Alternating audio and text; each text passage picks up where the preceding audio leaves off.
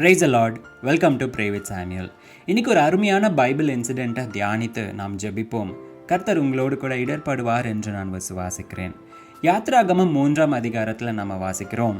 ஒரேவ் மலை கர்த்தருடைய ஒரு பரிசுத்த பர்வதமாய் காணப்பட்டது. அங்கே கர்த்தர் ஒரு முட்செடியில் அக்னியாய் தோன்றி மோசேயினிடத்தில் பேசுகிறார்.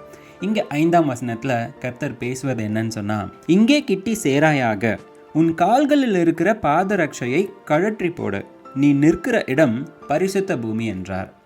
நாம் கூட வெளியெல்லாம் சுற்றிட்டு வரும்பொழுது ஷூ செருப்பெல்லாம் வெளியே தான் விட்டுட்டு வந்துடுறோம்.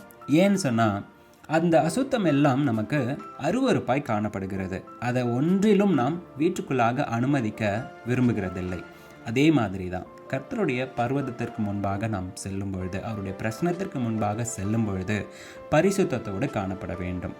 இந்த ஓல்ட் டெஸ்டமெண்ட்டை பொறுத்த வரைக்கும் ஒரேவ் மலை ஒரு பரிசுத்த பர்வதமாக இருக்கலாம். ஆனால் கர்த்தர் நமக்காக எப்போ இயேசுவானவரையும் ஆவியானவரையும் தந்தொருளினாரோ, பரிசுத்த பர்வதம் அப்படிங்கிறது இந்த உலகத்தில் வெளியே எங்கேயும் காணப்படலை.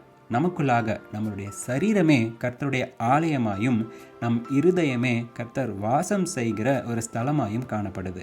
ஆனால் அப்படிப்பட்ட ஒரு இருதயத்தில் பாவ எண்ணங்கள், தீய செயல்கள், கோபம், அது எல்லாத்தையும் தாண்டி கவலைகள், இந்த உலக கவலைகளை நாம் இருதயத்திற்குள்ளாக சுமக்கிறவர்களாய் காணப்படுகிறோம். அப்படியாகவே கர்த்தருடைய சமூகத்திற்கு முன்பாக போய் ஜெபிக்கிறோம். பாவ எண்ணங்கள், தீய செயல்கள், கோபம், அது எல்லாத்தையும் தாண்டி கவலைகள், இந்த உலக கவலை, இப்படிப்பட்ட அசுத்தங்களை எல்லாம் நம்மளுடைய இருதயத்திற்குள்ளாக சுமந்து கொண்டு நாம் ஜெபிக்கும் பொழுது இந்த ஜெபங்கள் கேட்கப்படுமா? நிச்சயமாய் கேட்கப்படாது. இன்னைக்கு என்னோட இருதயத்திற்குள்ளாக என்னென்ன அசுத்தலம் காணப்படுதோ, நான் மற்றவங்க மேலே கோபமாக இருக்கேன், நான் கெட்ட வார்த்தை பேசுகிறேன், கெட்ட பழக்கங்களுக்கு அடிமைகளாக இருக்கேன், கவலைகளை சுமந்து கொண்டவனாக இருக்கேன்னு சொன்னால் இன்னைக்கு எல்லாவற்றையும் கர்த்தரிடத்தில் கொடுத்து பரிசுத்தமானவர்களாய் கர்த்தருடைய சமூகத்தில் காணப்பட ஜெபிக்கலாம்.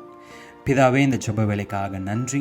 ஆண்டவரே, எங்களுடைய இருதயத்தில் காணப்படுகின்ற சகல அசுத்தங்களையும் என் தேவன் ஆண்டவரே விளக்கும்படிக்காகவும் எங்களை சுத்திகரிக்கும்படிக்காகவும் நாங்கள் ஜெபிக்கின்றோம். கர்த்தர் அருளின ஆவியானவர் ஆண்டவரே ஒவ்வொருவரையும் உணர்த்தத்தக்கதாய் இன்று கிரியை செய்வீராக.